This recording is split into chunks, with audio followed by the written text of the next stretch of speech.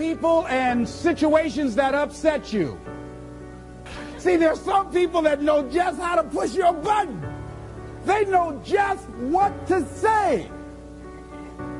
But I'm not going to expend any energy arguing with anybody. Life is too short, ladies and gentlemen, and unpredictable. I don't want to spend my time arguing with anybody, so I avoid situations that will get me upset. I don't argue with people. Draw the line, ladies and gentlemen. There are certain things that we just go through life just taking, and at some point, you just got to draw the line and just say enough is enough. You got to do that with yourself. One negative stroke is 16 times more powerful than a positive stroke. And if you have people around you who are not sensitive to who you are, and the people that can hurt you the most, ladies and gentlemen, are the people that you love. That you love. They're the ones that you're vulnerable to. They're the ones that can get to you. And if they're insensitive, I don't care who they are. See, if you don't draw the line with people, if you just let them run rampant in your life, and you let things happen to you that you don't feel good about, if you continue to allow it to happen, you won't feel good about yourself. Your image of yourself will erode. So you've got to draw the line. Why do people just go to a job where they're miserable, day in and day out? Why do people stay together and they're miserable, sleeping in separate rooms, or arguing, or the only thing they have in common is paying the bills? Don't talk, don't communicate, don't share anything together.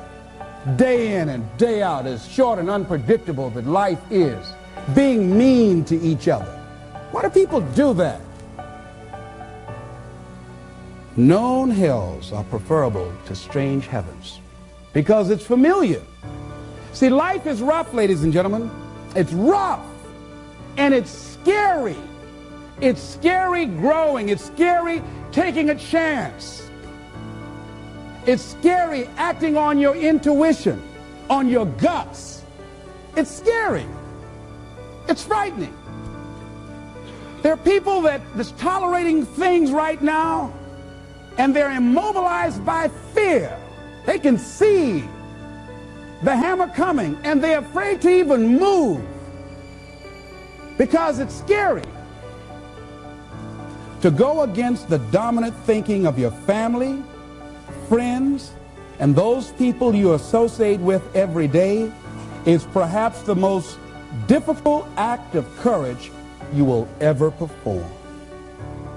See, when you start growing, when you start changing the way you walk, the way you talk, the way you act, the way you respond to things, the way you use your time, when you start saying, no, I can't do that. Why? You're too busy. You don't have the time. No, I have my own agenda. So if people can put you on a guilt trip, they will. And use you and abuse you over and over and over again. You got to draw the line. You have to draw the line on them. Don't go through life feeling like you're powerless. Victims are people that are powerless. You're not powerless. You are powerful. You direct the power in your life. Whatever your life is right now, it is a duplication of your consciousness. It's a result of how you have decided to use your power. That's all it is. That's not who you are. That's just a perverted use of your power that you aren't satisfied with. And you've got the power to change that. Wherever you are, how, I don't know. But I know you've got the power to do that. But you don't know what has happened to me. It really doesn't matter what has happened to you. See, the only thing that really matters is what are you going to do about it? That's all that matters. That's all that matters. You can allow it to destroy you, or you can allow it to build you up. We never get to a level where we feel that there's nothing else for us to do, that we've achieved a certain number of goals and we figure that we're through. No, no. You don't want to stay there and celebrate too long like a lot of people do. They do something they consider outstanding. They go around talking about what they used to do. See, let me tell you, I used to do this and I used to do that. Excuse me, used to be's don't make no honey. What are you doing now? You're still here breathing. That means you've got some more to give. Doesn't matter how old you are, doesn't matter about where you are, doesn't matter about what you have, doesn't matter about what you've done. Life is about growing. It's about being productive. It's about stretching. It's about challenging yourself. So you start looking around and decide, hey, what else do I want to do? What got me here? It's a time for celebration, but also a time for reflection. What got me here? What worked? What did not work? What do I need to do to repeat so that I can get the same kind of results in other areas of my life? If the goal is to improve my health, if the goal is to improve my relationship, if the goal is to improve my income, if the goal is to improve something in society, what is it I need to do? Now, don't get confused with what you do with who you are. Don't trip. Don't go on some type of ego trip, talking about how bad you are. None of us do anything by ourselves. Develop an appreciation for external support as well as good fortune, because all of those things play a role.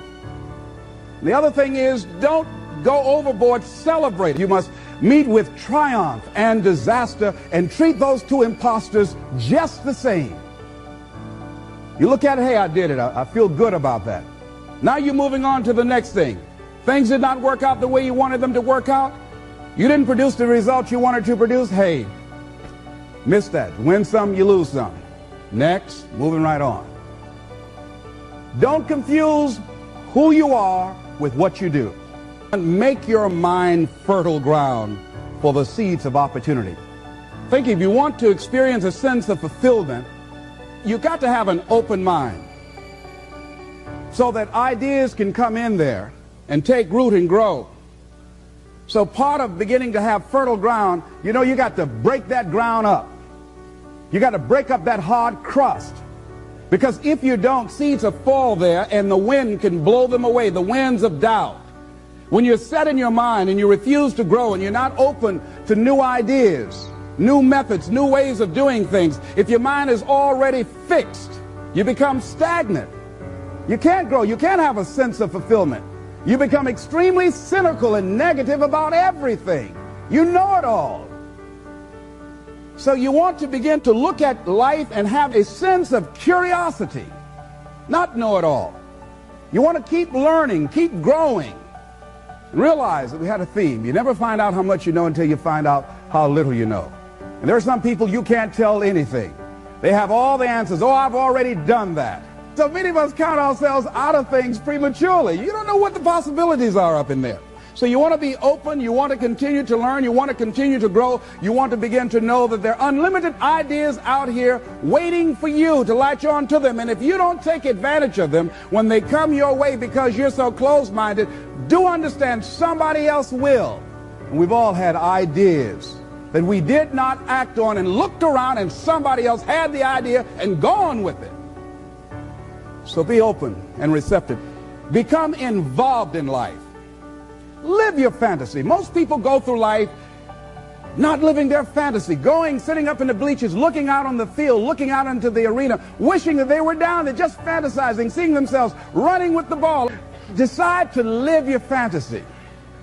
See, in life, you can go through life, you can come up with reasons or you can come up with results. You can come up with excuses or you can come up with achievements. You can go through life blaming or you can come up with solutions. The choice is in your hands, satisfaction or despair. We can choose that. So look at your life and decide what it is that you want to do that will give your life a sense of worth. Someone said that your life worth is measured by your accomplishments and not by your complaints. You want to have a fulfilling life? Decide not to make your life predictable.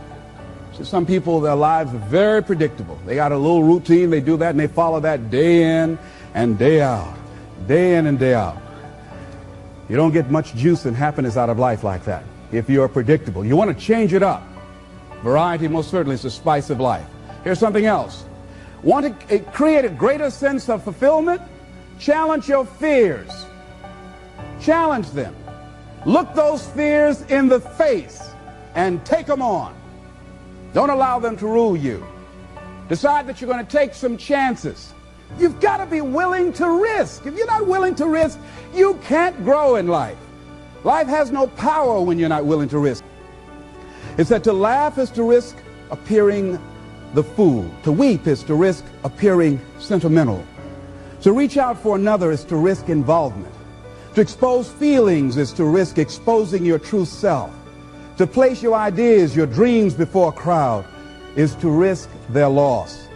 To love is to risk not being loved in return. To live is to risk dying. To hope is to risk despair. To try is to risk failure. But risk must be taken, because the greatest hazard in life is to risk nothing. The person who risks nothing, does nothing, has nothing, is nothing. They may avoid suffering and sorrow, but they cannot learn, feel, change, grow, love, and live. Chained by their certitudes, they are a slave. They have forfeited their freedom. Only a person who risks is free.